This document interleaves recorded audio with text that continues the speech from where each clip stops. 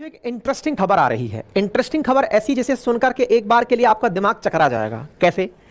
देखिए, आप में से बहुत सारे लोग दुनिया भर में कीटाणु, जीवाणु, बीमारी, इन सब के बारे में जानते हैं। आप जानते हैं कि अगर कोई व्यक्ति बीमार है तो कोई ना कोई उसके लिए कारक जिम्मेदार है। वायरस जिम्मेदार हो सकता है, बैक्टीरिया, फंगस, प्रोटोजोआ, कोई ना कोई ऐसी चीज़ है जो कि किसी व्यक्ति को बीमार करने के पीछे जिम्मेदार है। कोई माइक्रोब है जिसने बीमार किया है। धरती पर तो ये बात समझ में आती है, लेकिन धरती से 440 किलोमीटर ऊंचाई पर इंटरनेशनल स्पेस स्टेशन में कोई ऐसी बीमारी का वायरस या बैक्टीरिया पैदा हो जाए जो दवाई से ना मरे, उसके ऊपर अगर दवाई का प्रयोग भी किया जाए तो उसका असर उस पर ना हो, मल्टीपल ड्रग रेजिस्टेंस एमडीआर का फीचर उसने डेवलप कर लिया हो, तो भाई साहब सुपर बग ही कहलाएगा। जी हां साथियों, वर्तमान के अंदर इंटरनेशनल स्पेस स्टेशन से खबर आ रही है कि वहां पर कोई सुपर बग पैदा हो गई है।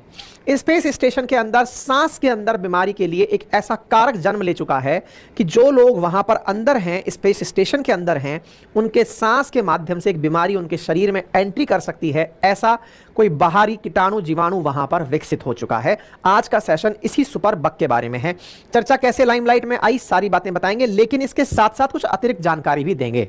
अतिरिक्त जानकारी यह है कि भारतीय मूल की सुनीता विलियम्स हाल ही में इंटरनेशनल स्पेस स्टेशन तीसरी बार गई हैं और उनके डांस करते हुए एक वीडियो इंटरनेशनल स्पेस स्टेशन से निकलकर बाहर आया है। तो चलिए उसे भी कवर करते हैं।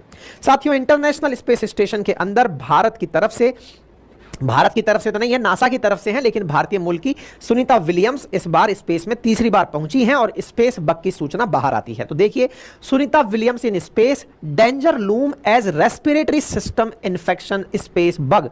स्पेस बग यानी कि जब सुनीता विलियम्स यहां पहुंची हैं तो यहां पर स्पेस बग डिटेक्ट हुआ है, यानी कि पता चला है कि इसमें स्पेस के अंदर कोई ना कोई बीमारी है जो कि इंटरनेशनल स्पेस स्टेशन में डेवलप हो गई है। ठीक है, इस पूरी कहानी को विस्तार से जानते हैं। देखिए क्या हुआ। हाल ही में बोइंग कंपनी के द्वारा नासा के कहने पर अपनी एक फ्लाइट के माध्यम से एस्ट्रोनॉट्स को 440 किलोमीटर ऊंचाई पर भिजवाया गया, जिनमें सुनीता विलियम्स भी थी और साथ में बच विल्मोर नाम के व्यक्ति भी इनके साथ में इंटरनेशनल स्पेस स्टेशन पर गए। चलिए पहले एक टेक्निकलिटी को समझते हैं, उसके बाद में हम समझेंगे इस बात को डिटेल में। देखो, आपको ना मैं थोड़ा सा एक तस्वीर दिखाता हूं, फिर मैं लौटा कर लाऊंगा। एक सेकेंड रुकिए, आजा भाई। हाँ, ये इंटरनेशनल स्पेस स्टेशन है जो अंतरिक्ष में तैर रहा है। और कोई ढंग की फोटो हो तो इसे देखिए। चलिए, ये अपनी अर्थ है। इस अर्थ से 400 किलोमीटर की ऊंचाई पर, 440 किलोमीटर लगभग बताते हैं, ये कोई कई हजार किलो का एक सिस्टम है जो तैर रहा है, अंतरिक्ष में तैर रहा है, धरती के चारों तरफ 90 मिनट के आसपास चक्कर लगा लेता है। इसका नाम है space station, international space station. दुनिया की 5 बड़ी agencies, solar agencies, space agencies ने मिलकर इसका निर्माण 90s में किया था। 98 के अराउंड बन के तैयार हुआ था। इसमें 5 बड़ी स्पेस एजेंसीज ने काम किया था। कौन सी ने काम किया था? तो यूएसए की तरफ से इसमें जो काम करने वाली थी उसका नाम था नासा। अच्छा, यूएसए की तो नासा हो गई। रशिया की तरफ से जिसने काम किया था उसका नाम था रॉसकॉसमॉस। ऐसे ही यूरोप की तरफ से जिसने काम किया था उसका नाम था ESA, European space agency. Japan की तरफ से जिसने काम किया था उसका नाम था जाक्सा। और ऐसे ही कनाडा की तरफ से जिसने काम किया था उसका नाम था सीएसए, यानी कनाडा स्पेस एजेंसी। चलिए, इनके बारे में हम क्यों जान रहे हैं, इसके पीछे का कारण बताता हूं। बड़ी इंटरेस्टिंग स्टोरी है जो आज के सेशन में काम आने वाली है। होता यह था कि नासा जो है ना, ये काफ़ी डेवलप्ड कंट्री रहा है, डेवलप्ड कंट्री का स्पेस स्टेशन, स्पेस एजेंसी रहा है। लेकिन रशिया का भी रॉसकॉसमॉस कम नहीं था का मतलब क्या है उसको समझते हैं। इन 5 नेशंस ने मिलकर, या 5 प्रकार की एजेंसीज ने मिलकर अंतरिक्ष में एक ऐसा तैरता हुआ 3 BHK घर बना दिया जिसमें लगभग 8 लोग एनी टाइम रह सकते हैं। लेकिन इन 8 लोगों को धरती से लेकर कौन जाएगा? और सोचने वाली बात यह है कि यह तो बहुत तेजी से चल रहा है, पूरी धरती का चक्कर 90 मिनट में काट दे रहा है, तो तेजी सोचो कितनी तेज होगी। तो यहां पर किसी को उतारेगा कैसे? और तो और यहां उतारना, और सोचकर यह देखिए कि 440 किलोमीटर पर ना तो ऑक्सीजन है, कोई भी इस प्रकार का इवन ग्रेविटी नहीं है, तो किसी व्यक्ति को उतारेगा कैसे? और कौन उतारेगा? भाई आप कहेंगे कि साहब हमने तो मिसाइल चला दी, मिसाइल पर आदमी बिठा दिया और पहुंचा दिया कि जाओ उस पर लटक जाना, ऐसा हो नहीं सकता क्योंकि ग्रेविटी नहीं है, तो आप पकड़ोगे क्या। ऐसी स्थिति में सबसे बड़ा सवाल यह बनता है कि यहां पर इंसान को भेजा कैसे जाए। इंसान को भेजने के लिए यहां से रॉकेट्स भेजे जाते थे। रॉकेट्स में सबसे ज्यादा जो रॉकेट यूज में आए वो रॉसकॉस्मोस यानी रशिया वालों के यूज में आए, और रशिया का जो रॉकेट लेकर जाता था उसका नाम हुआ करता था सोयूज। अब ऐसे समझिए कि नासा द्वारा अगर एस्ट्रोनॉट्स को अंतरिक्ष स्टेशन में भेजा जा रहा है तो जो रॉकेट काम में लिया जाता था वो रशिया वालों का हुआ करता था, जिसका नाम सोयूज हुआ करता था। सोयूज में ये लोग बैठाकर भेजा करते थे। लंबे समय से ऐसा काम चल रहा था, मतलब ये समझिए कि 10-20 साल से तो ये काम चल ही रहा है कि सोयूज ही लेकर के लोगों को जाता था, एस्ट्रोनॉट इनके और सोयूज रशिया वालों का लेकर के पहुंच जाता था। लेकिन 2022 के अंदर क्या होता है, रशिया यूक्रेन वॉर हो जाता है। यूक्रेन का साथ देता है अमेरिका। अमेरिका और रशिया आमने सामने आ जाते हैं, दोनों के रिश्ते खराब होते हैं। खराब होते हैं तो अमेरिका और रशिया के बीच बढ़ती तल्खी का असर इंटरनेशनल स्पेस स्टेशन को भी देखने को मिलता है।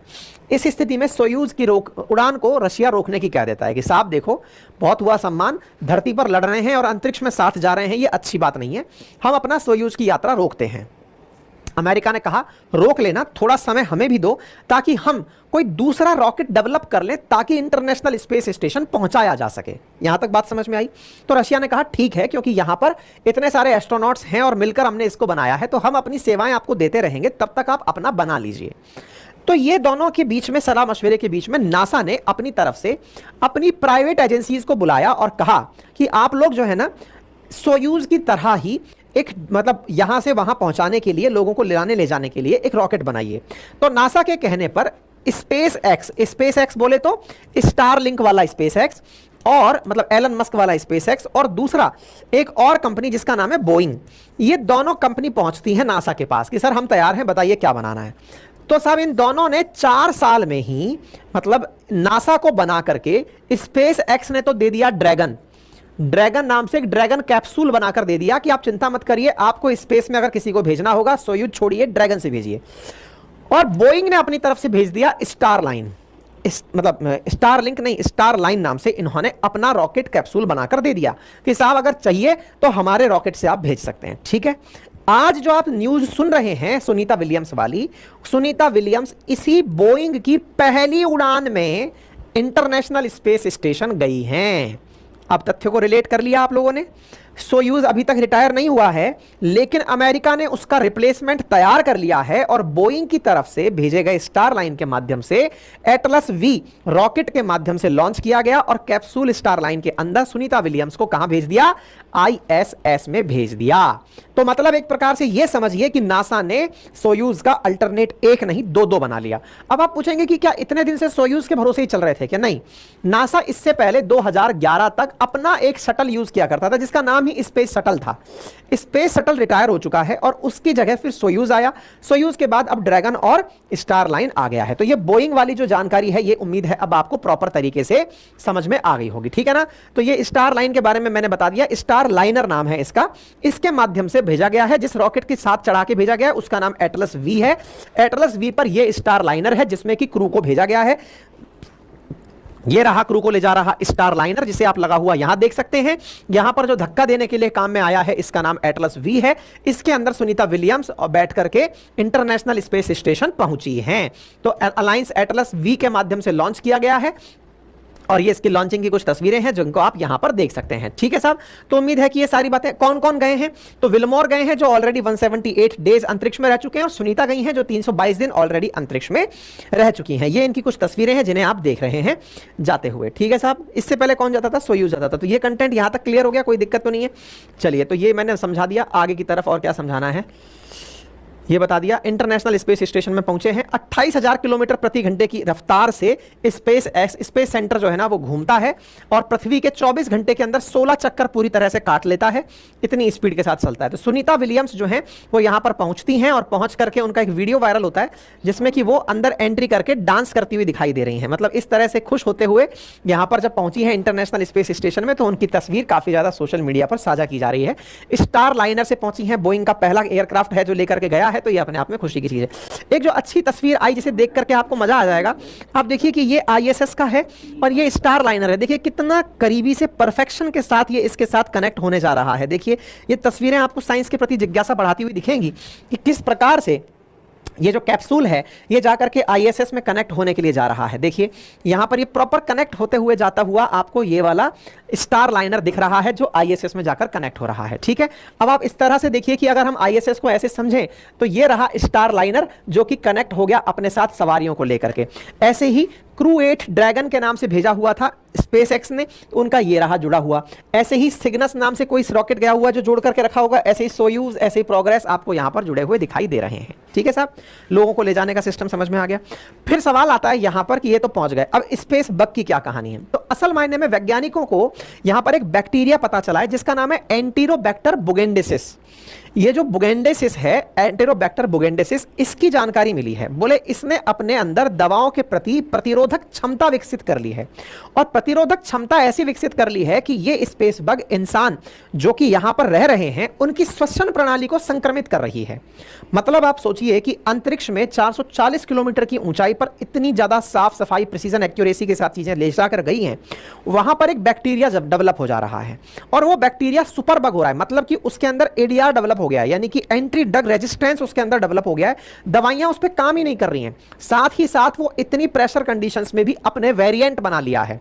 ये जो बैक्टीरिया की प्रजाति है जिसका नाम बुगेंडेसिस है, ये बुगेंडेसिस, अब इसका अध्ययन चल रहा है कि यार ये इतना खतरनाक बीमारी वहां पर कैसे क्रिएट हो गई है। अब इसकी वजह से चिंता हो रही है। चिंता क्यों हो रही है?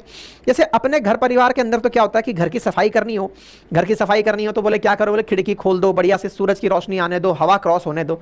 आईएसएस तो पूरी तरह से क्लोज लूप है।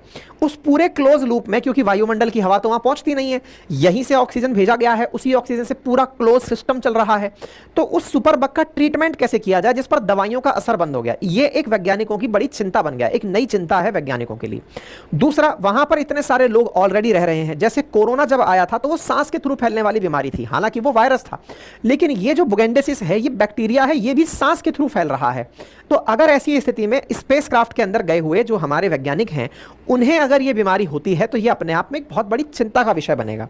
हालांकि आईआईटी मद्रास का कहना है कि इस मल्टीपल ड्रग रेजिस्टेंस जो पैथोजन है, जो आईएसएस में है, उसके लिए ये लोग अपनी तरफ से प्रॉपर रिसर्च कर रहे हैं एक ऐसी चीज विकसित करने की जिससे इसका ट्रीटमेंट किया जा सके। ये अपने आप में इंडिया के लिए एक बड़ी अचीवमेंट होगी अगर हम ऐसा